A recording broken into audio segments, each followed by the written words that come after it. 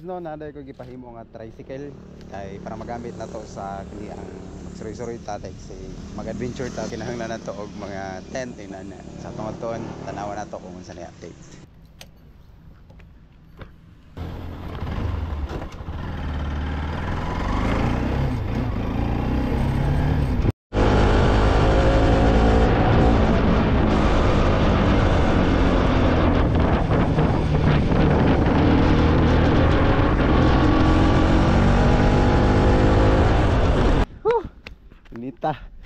Mao po di ay ni karon ang hitsura sa tricycle nga atong gipahimo. Wala pa po din siya matapos no kay mao pa lang may pagsugod sa pagtrabaho sa akong gipatrabaho ani nga motor.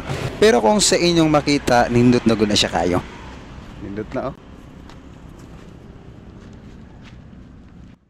Ug ang purpose nato ano gipahimo ni siya tungod kay magamit man gud nato siya sa ministry. Kana bitong magsuroy-suroy ta bisan asa nga mga simbahan tapos kay medyo kapos man lagi kay ta kung mag-singular ta.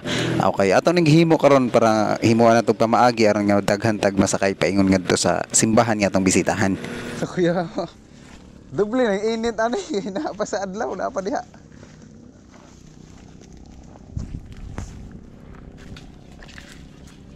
Hapit na. Gamay na lang nagsabot ano.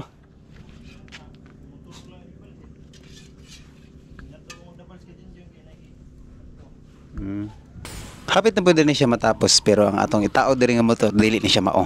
Kini siya. Distingan daw na akong sakay mo bagay ba ko dana. Da. Ya na to be.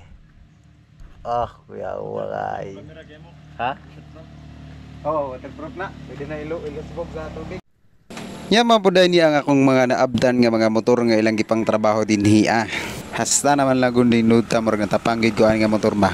Ato na lang po dahil hulaton kung unsay mahimong resulta sa tricycle nga atong gipahimo tungod kay nagulat-ulat pa manggod ta. Busy pa manggod sila tungod kay daghan sila gitrabaho. Mao nang kung ganahan ka magpa-upgrade sa motor bisitahan lang ni sila diri ni Pita. $1 ni sila sa Buol. Nara ni sila sakop sa munisipyo sa Colaba.